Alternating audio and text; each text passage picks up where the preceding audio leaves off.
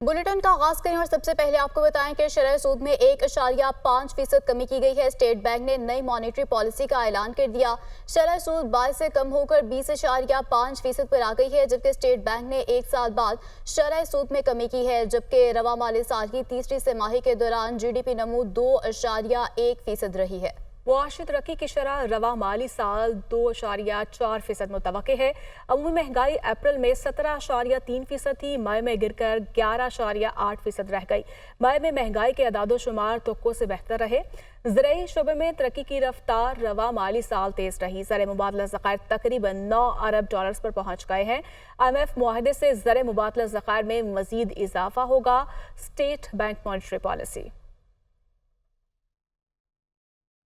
तो वहीं वज़ीर-ए-आज़म शहबाज शरीफ की ज़रिए सदारत कौमी इक़्तिसादी काउंसिल का इजलास। कौमी इक़्तिसादी काउंसिल ने सालाना प्लान बराए माली साल 2023-24 का जायजा लेकर मंजूरी दे दी है। इसी पर बात करने के लिए हमारे साथ मौजूद हैं यासिर मलिक। यासिर, बताइए इजलास का अहवाल।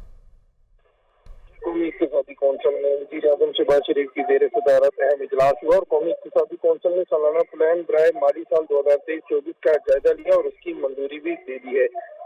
कौंसिल ने सालाना प्लान बराए 2024-25 की भी मंजूरी जो है वो दे दी है। 13वीं 5 साल मनसूबे पर तफसीली गौर के बाद उसकी भी मंजूरी जो है वो दे दी गई है। माली साल 2024-25 की पब्लिक इन्वेस्टमेंट पर भी गौर जो है वो किया गया। अपने एक्ट की पेशरफ रिपोर्ट का जायजा भी लिया गया। आज सेंट्रल डेवलपमेंट वर्किंग पार्टी की अब तक की जो पेशरफ रिपोर्ट है उसका भी जायजा लिया गया आज इजलास में और तमाम सूबों की जानिब से मुतफिका तौर पर एजेंडे की मंजूरी जो है वो दे दी गई है। और इसके साथ साथ आज वज़ीर-ए-आज़म शहबाज शरीफ की ज़ेर सदारत कौमी इक़्तिसाद का ये इजलास था, जिसमें चारों सूबाई जो वज़राए आला है वो शरीक हुए। इसके साथ साथ वफाकी वज़रा भी जो है वो आज के शरीक ठीक है, हुए। यासिर मलिक अपडेट कर रहे थे, आपका बहुत शुक्रिया। अपोजिशन लीडर और 4 अरकान कौमी असेंबली को इंसदादे दहशतगर्दी अदालत के सामने रोका गया। असद कैसर की जानिब से कहा गया है कि पंजाब में मार्शल लॉ लगा है, क्या इस मुल्क में आइन और कानून है? असद कैसर की जानिब से कहा गया कि इस कानून के तहत अपोजिशन लीडर को रोका गया है।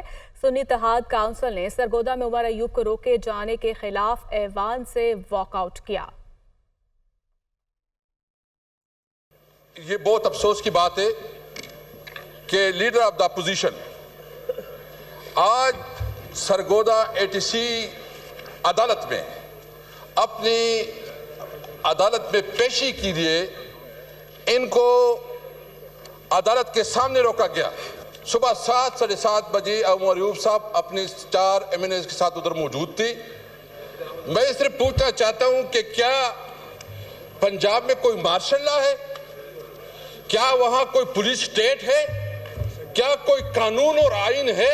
हमारी लीडर ऑफ द पोजीशन अगर जाए उसको अदालत में ना जाने दे, किस कानून के तहत उसको रोका गया? तौहीन की गई है, उसके खिलाफ जो है हम प्रिविलेज मोशन भी मूव करते हैं और उसके खिलाफ जो है हम वॉकआउट करते हैं।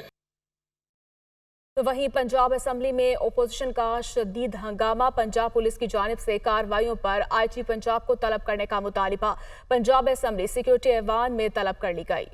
पंजाब असेंबली सिक्योरिटी ने स्पीकर डास के गिर्द घेरा डाल लिया, जबकि अपोजिशन अरकान ने एजेंडे की कॉपीज फाड़ दी। आपको बताते चले कि पंजाब पुलिस की जानिब से कार्रवाइयों पर IG पंजाब को तलब करने का मुतालबा भी किया गया है।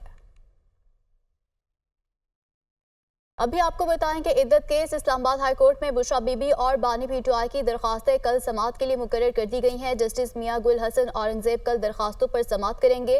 रजिस्ट्रार ऑफिस ने दोनों दरखास्तों पर एतराज़ात आयद कर रखे हैं, जबकि सेशन कोर्ट में ज़ेर इल्तवा सज़ा मुअत्तली की दरख्वास्त पर हाई कोर्ट फैसला करेगी। केस वापस भेजकर सेशन जज शाहरुख को महफूज फैसला सुनाने का हुक्म दिया जाए। बानी PTI की दरखास्त या फिर हाई कोर्ट खुद अपील सुनकर फैसला करे। बानी PTI की जानिब से इस्तदा की गई है। बुशरा बीबी की दरखास्त बैरिस्टर सलमान सफ्तर खालिद यूसुफ एडवोकेट ने दायर की। बानी PTI की दरखास्त सलमान अकरम राजा खालिद यूसुफ एडवोकेट ने दायर की।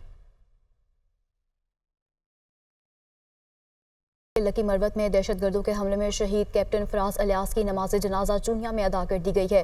वज़ीर-ए-आज़म शहबाज शरीफ, अस्करी हुकाम और वफाकी वज़रा ने शिरकत की। ISPR ने कहा कि बहादुर सिपाहियों की कुर्बानियां पाक फौज का अज़्म मज़ीद मजबूत करती हैं।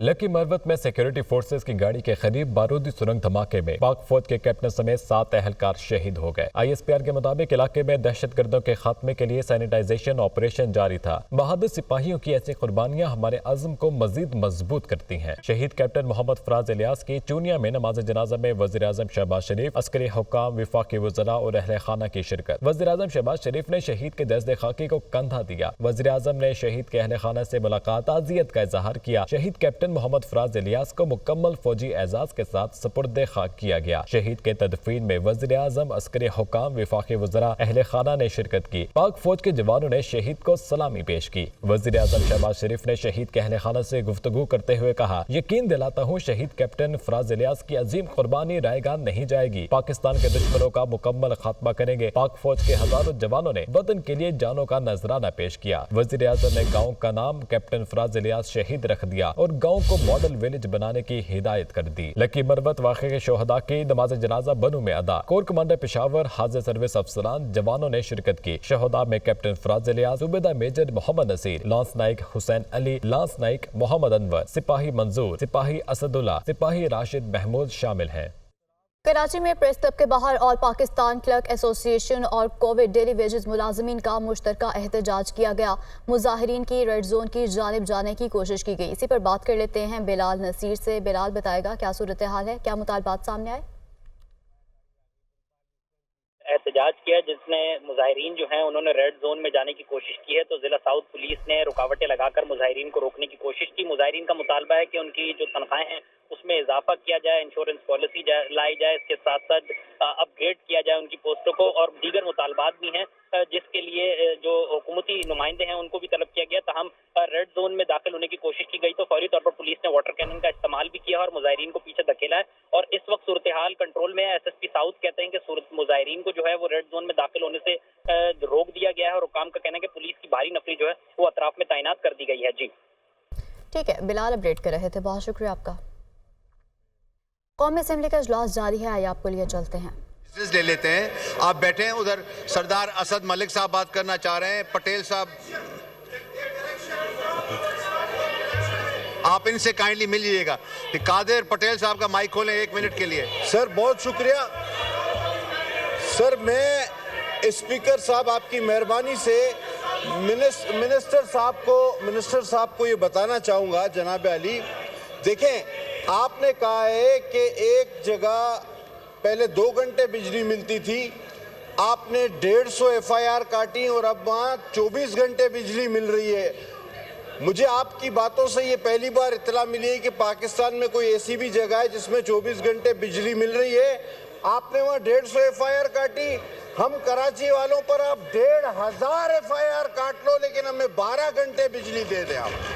नंबर 1 सर, एक बात अभी सुने, और इस हाउस से एक बिल मंजूर हुआ है जो सेनेट से पास होकर आज तक प्राइम मिनिस्टर इंफ्रास्ट्रक्चर के लिए 827 अरब रुपए का तरक्याती बजट मंजूर कर लिया गया है। तवानाई के लिए 253 अरब रुपए का तरक्याती बजट मंजूर किया गया है। दस्तावेजात के मुताबिक पानी के मंसूबों के लिए 206 अरब रुपए का तरक्याती बजट मंजूर, स्मार्ट शोबे के लिए 280 अरब का तरक्याती बजट मंजूर किया गया है। सेहत के लिए 45 अरब रुपए का तरक्याती बजट मंजूर किया गया। क्या डिटेल्स हैं ये बताएंगे मुदस्सिर अली राना। जी मुदस्सिर, बताइए। जी, आइंदा माली साल 2024-25 के लिए विफाक ने 1500 अरब रुपए का तरक्याती बजट मंजूर किया है। 1400 अरब रुपए विफाक बजट से इस्तेमाल करेगा और 100 अरब रुपए पब्लिक प्राइवेट पार्टनरशिप के तहत तरक्याती बजट में इस्तेमाल किए जाएंगे। जो दस्तावेज मौसूल हुए हैं इसके मुताबिक आइंदा बजट में इंफ्रास्ट्रक्चर के लिए 827 अरब रुपए मुख्तस किए गए हैं।